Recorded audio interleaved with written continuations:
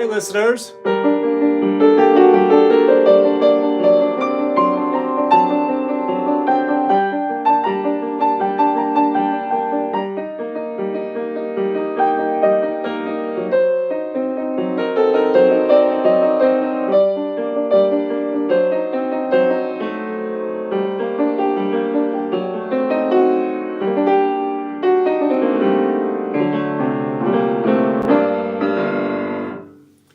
What's up, listeners? What's going on? Amanda, what's going on? Suicidal tendencies? Oh, man.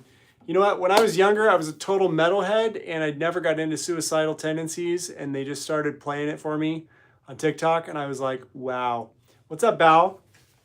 Okay, so let's make a little music. So I like to pick my keys randomly using a dice. The other thing I like to do is I like to pick the notes randomly. So I'm going to randomly pick 3 notes, and whatever shows up on this dice, I have to make a song out of it, okay? So we got 8. Okay.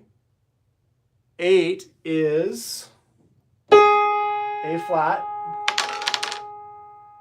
We got 4. 4 is E. We got 4 again, which is repeat. We're not going to use that. We got 4 again. That's never happened. And 10.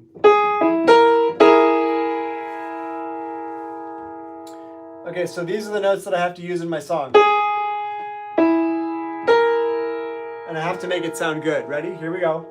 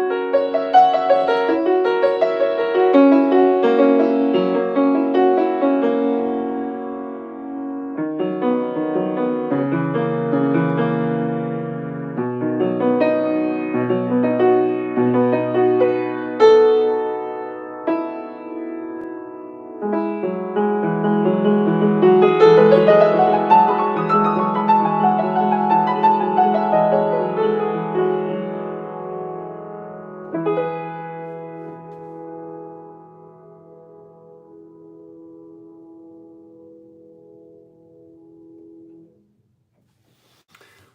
right, so that was some music that I composed for you guys. Hey D-Man, what would you recommend to fix stuck piano keys? Well,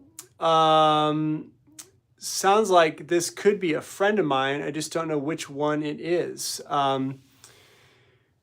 Keys can stick for about 100 different reasons, so it's pretty hard to troubleshoot it if you're just a regular piano user. But there is a liquid called Protek, P-R-O-T-E-K,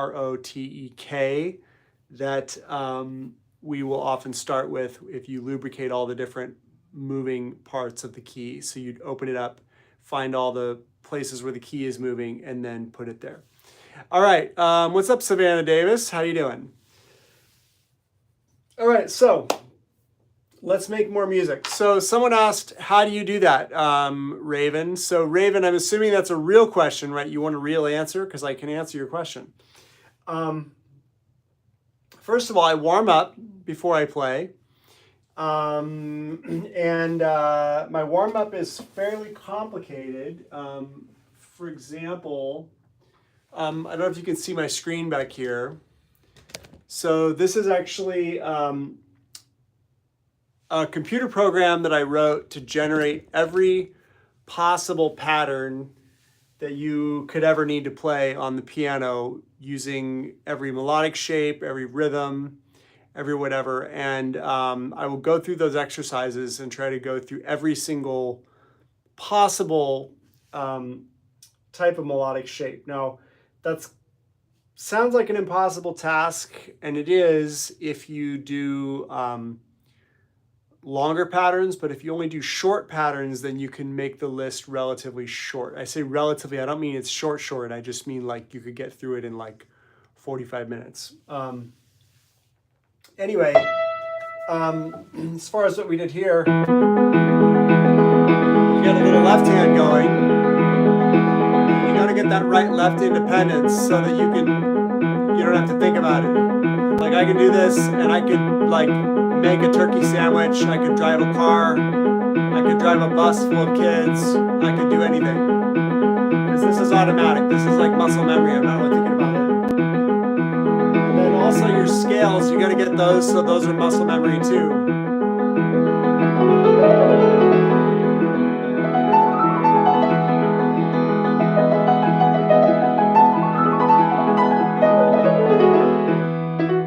So when you kind of get it in your muscle memory, then it's almost not like you're thinking of individual notes. It's more like you kind of throw your hand at the piano, and it becomes a little more like skiing than it is pushing a bunch of buttons. All right, so we played a game where I made up a song with 3 random notes, so we're going to do that again, unless you guys want to pick the notes for me. So I'm going to give you guys 10 seconds to answer that question. If you don't answer, we're going to do the dice. So would you like me to pick 3 random notes, or do you guys want to pick 3 random notes? Okay, 10, 9, 8, 7, 6, 5, 4, 3, 2, 1. Okay, I'm going to pick the notes for you guys. Here we go. We got 8. Ooh, that happens to be A flat. We got 9, which is A, and 12, which is C. So now I have to take these notes, and I've got to make these sound good together. Now, it would be super easy for me to just make up horror music with those notes, okay? Because that's what it sounds like. But I'm going to try to make something pretty, okay? So I'm gonna actually make something the opposite of horror. I'm gonna make something that's funny.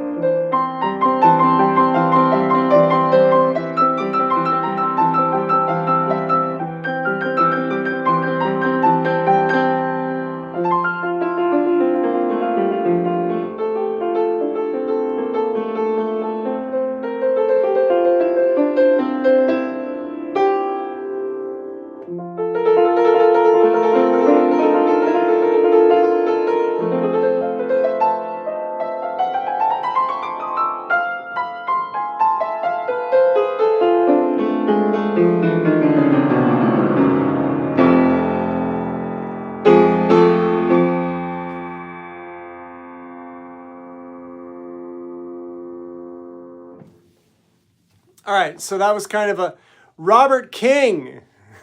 Holy smokes. Robert, how did you end up on my show?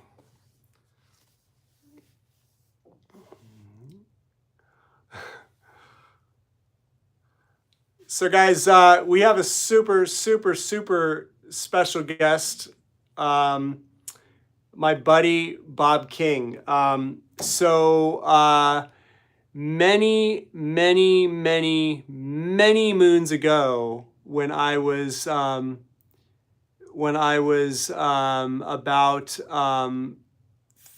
13, I don't know, 14, 13, I was taking, so I want to thank Jindra 1717, for their comments.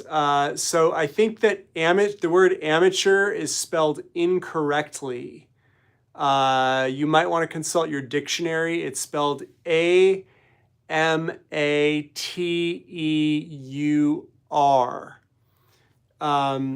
So anyway, thank you, Jindra. I'm about to tell a story about, let's get rid of this person. So first of all, we're gonna thank Jindra for their comments, and then we're gonna, yonk. Okay.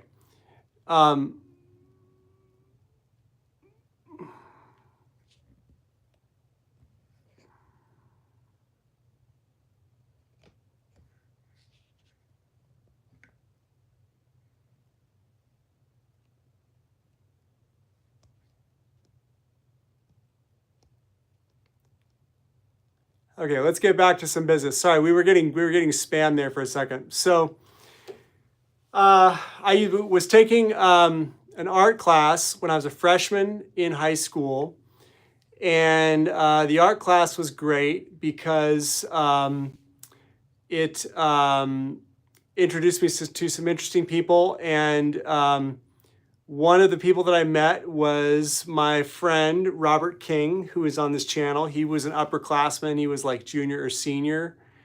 And oh, thanks, man. So Robert was like a junior or a senior, and I think you may have been a senior. And we were just chatting, and he was cool, and we were talking about music. I didn't really listen to music at that time, but he gave me a tape of We Sold Our Soul for Rock and Roll by Black Sabbath, a tape which I still have. And I went home and I listened to that tape like 1,000 times. 1,000 times. That was my introduction to music, was We Sold Our Soul for Rock and Roll. And once I got into Black Sabbath, then I started getting into Ozzy. I think the next one was Tribute. And then Ozzy, then it was like, Bark at the Moon. And then I was all metal. It was Bark at the Moon. It was Maiden. It was then Ozzy. No Rest for the Wicked came out. Oh my God, I love that album. It's one of the greatest metal albums of all time. So anyway, as a byproduct of all this music listening, when I was about 16, I picked up a guitar and I started playing. And yeah.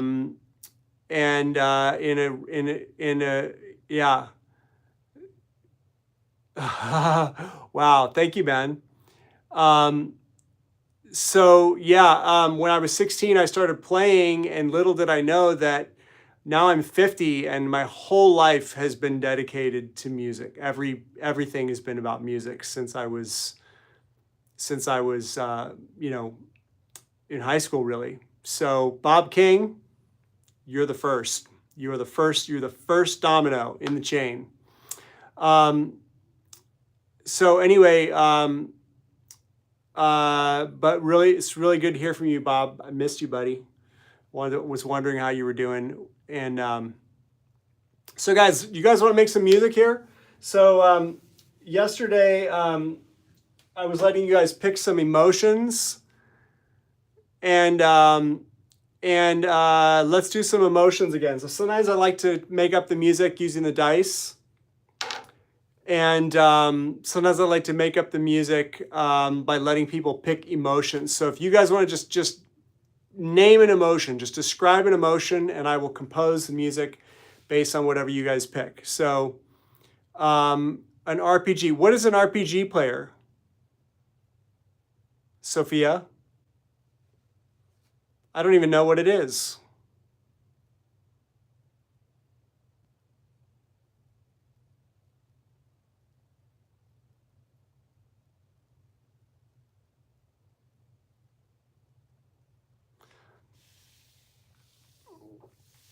Role playing. Oh, role playing. Ah, okay, yes, the dice. So when I was young, I used to play Dungeons and Dragons. And anyway, I found that these dice are really, really good for randomizing musical pieces. So what we do is, this one lets us pick the key. That's got 12 sides. So that's 12. That would be the key of C. And then this one is really good for picking chords because it's got 6 sides and there's 6 chords. So we go 4, 3, 5, and that's 5 again. We're going to get one more. And 2. I'm going to write these down because I'm going to forget them. 4, 3, 5, 2. Sorry.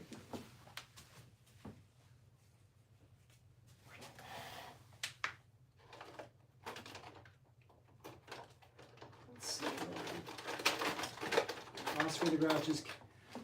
We're in Oscar the Grouch's cave here. This is Oscar's trash can.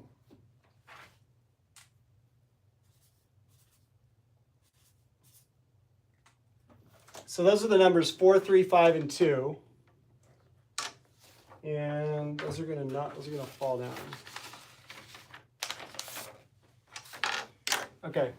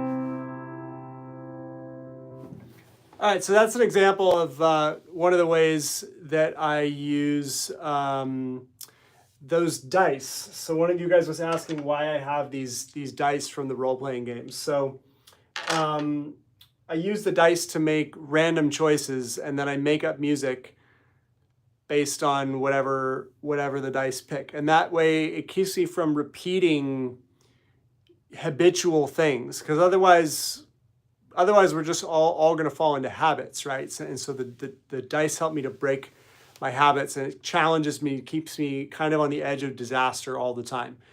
So that's kind of the goal of this show, and the goal of this, what I'm doing for you guys, is I always want to feel like I'm right on the edge of a train wreck, because that means I'm pushing myself. I want to always feel like I'm pushing myself, because that's how you grow, is you got to push yourself.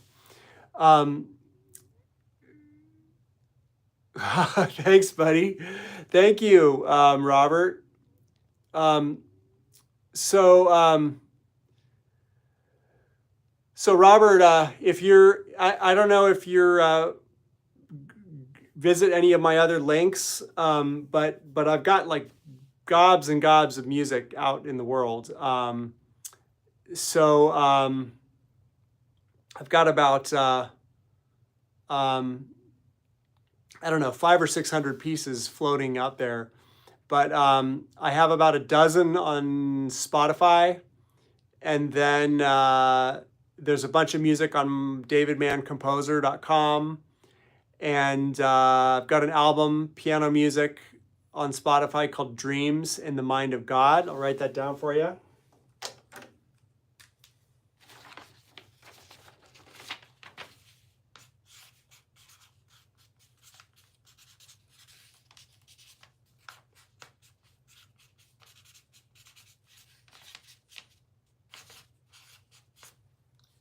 Is this backwards, you guys? Can you read that?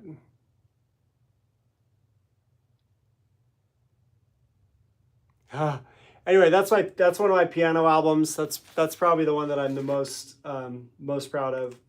And then, all right, everyone.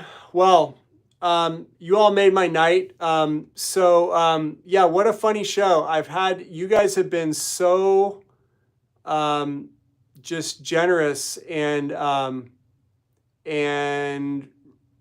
really complimentary. And then there was that one user who was, I don't know if you guys were reading the comments, but one user was just going at it, machine gun fire, but she didn't know how to spell the word amateur, apparently.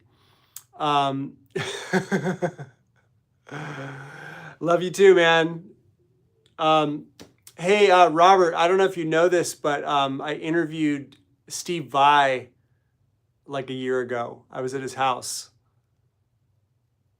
And I was just, I didn't post it on Facebook, but I should have. I've got a bunch of pictures of me hanging out with Steve Vai. So he was, that was like, that guy's the sage. He's amazing. All right, guys. So let's all wrap it up. This composer's going to go home, get some sleep. You guys are amazing. I'll see you all later. Have an amazing night. Bob, great to see you. And I'll hope to see you guys again.